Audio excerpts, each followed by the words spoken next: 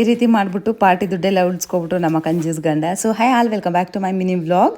ಇವತ್ತಿಗೆ ನಾನು ಮತ್ತು ನನ್ನ ಹಸ್ಬೆಂಡಿಗೆ ಮದುವೆ ಆಗಿ 10 ಇಯರ್ಸ್ ಕಂಪ್ಲೀಟ್ ಆಗಿ 11 ಇಯರ್ಸ್ಗೆ ಕಾಲಿಡ್ತಾ ಇದ್ವಿ. ಸೊ ಎಲ್ಲರಿಗೂ ಒಂದು ಮೈಲ್ ಸ್ಟೋನ್, ಒಂಥರ ಸ್ಪೆಷಲ್ ಮೂಮೆಂಟ್ ಅನ್ನೋದಿರುತ್ತಲ್ವ. ಸೊ ನನಗೂ ಹಾಗೇ 10 ಇಯರ್ಸ್ ಅಂದರೆ ಸಿಂಪಲ್ ಅಲ್ಲ. ಸೊ ಈ 10 ಇಯರ್ಸ್ ಆ್ಯನಿವರ್ಸರಿ ಏನಿದೆ, 10th ಆ್ಯನಿವರ್ಸರಿನ ತುಂಬಾ ಸ್ಪೆಷಲಾಗಿ ಸೆಲೆಬ್ರೇಟ್ ಮಾಡಬೇಕು ಅಂತೇಳಿ ಏನೇನೋ ಪ್ಲ್ಯಾನ್ ಎಲ್ಲ ಮಾಡಿಕೊಂಡು ಆಸೆ ಎಲ್ಲ ಪಟ್ಕೊಂಡಿದ್ದೆ.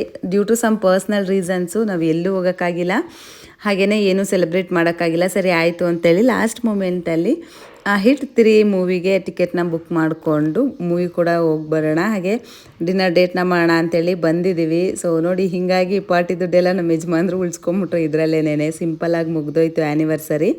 ಇನ್ನು ನಾವು ಡಿನ್ನರ್ಗೆ ಅಂತೇಳಿ ಬಂದಿದ್ದು ರಘುನಳ್ಳಿ ಕಬಾಬ್ ಮ್ಯಾಜಿಕ್ಗೆ. ಸೊ ಇಲ್ಲಿ ಫುಡ್ ಅಂತೂ ಸೂಪರಾಗಿರುತ್ತೆ. ಸೊ ಊಟ ಎಲ್ಲ ಮುಗಿಸ್ಕೊಂಡು ಹಾಗೆ ಫೋನ್ ಸ್ಕ್ರೋಲ್ ಮಾಡುವಾಗ ಹಳೆ ಫೇಸ್ಬುಕ್ ಫೋಟೋಗಳನ್ನೆಲ್ಲ ನೋಡಿಕೊಂಡು ನಕ್ಕೊಂಡು ಮಾತಾಡಿಕೊಂಡು ಮನೆ ಕಡೆ ಬಂದ್ವಿ. ಇವತ್ತಿನ ವ್ಲಾಗ್ ಇಷ್ಟೇ. ಬಾಯ್, ಟೇಕ್ ಕೇರ್, ಮತ್ತೆ ಸಿಗುವ.